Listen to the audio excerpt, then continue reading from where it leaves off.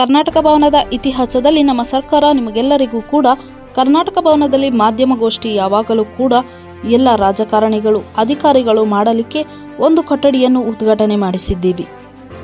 ಎಲ್ಲರಿಗೂ ಅಭಿನಂದನೆಗಳು. ಈ ದೇಶಕ್ಕೆ ಗಂಗೆ ಮುಖ್ಯವಾದದ್ದು. ಗಂಗೆಗೆ ಯಾವುದೇ ಧರ್ಮ ಜಾತಿ ಯಾವುದೂ ಇಲ್ಲ.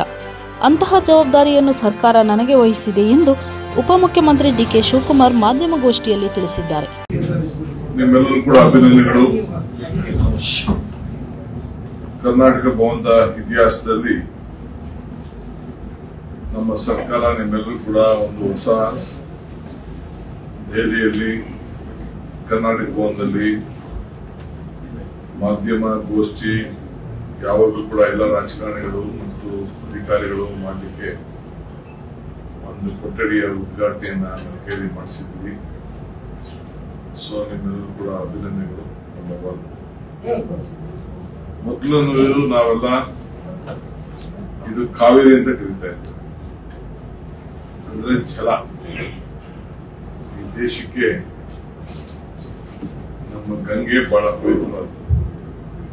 ಗಂಗೆ ಇಲ್ಲದೆ ನಾವ್ಯಾರು ಬದುಕಲಿಕ್ಕೆ ಸಾಧ್ಯ ಇಲ್ಲ. ಬಣ್ಣ ಇಲ್ಲ, ಜಾತಿ ಇಲ್ಲ, ಧರ್ಮ ಇಲ್ಲ ಗಂಗೆಗೆ. ಸೊ ಅದರ ಜವಾಬ್ದಾರಿ ಇವತ್ತು ನಮ್ಮ ಸರ್ಕಾರ ನನಗೆ ವಹಿಸಿದೆ. ನಿನ್ನೆ ನಾನು ಮುಖ್ಯಮಂತ್ರಿಗಳು ಮತ್ತು ನಮ್ಮ ಜಯಚಂದ್ರ ಅವರು ಸ್ಪೆಷಲ್ ನಾವು ಕೇಂದ್ರದ ಸಚಿವರನ್ನ ಭೇಟಿ ಮಾಡಿದ್ದು.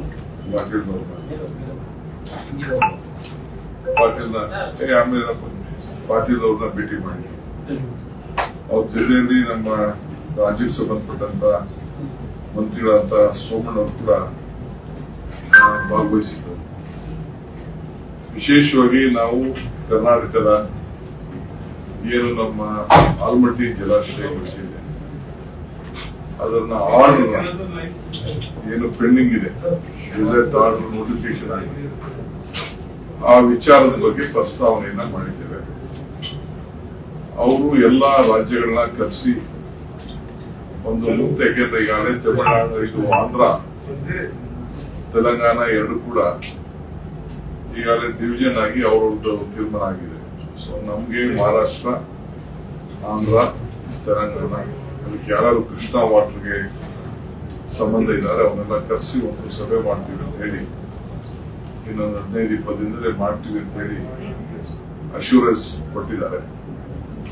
ಸೊ ಮಾಡಿದ್ಮೇಲೆ ಅವರು, ಯಾಕೆಂದ್ರೆ ಇದು ಯಾರಿಗೆ ಎಷ್ಟೆಷ್ಟು ನೀರು ಏನ್ ಹೈಟ್ ಆಗಿರ್ಬೇಕು ಅನ್ನೋದು ತೀರ್ಮಾನ ಆಗೋಗಿದೆ. ನಾವು ಕೂಡ ಈಗಾಗಲೇ 524 ಅಡಿವರೆಗೂ ಕೂಡ ಅಕ್ವಿಷನ್ ಮಾಡ್ಲಿಕ್ಕೆ ನಾವು ಈಗಾಗಲೇ ಸಿದ್ಧತೆ ಕೂಡ ನಾವು ಮಾಡ್ಕೊಂಡಿದ್ದೇವೆ.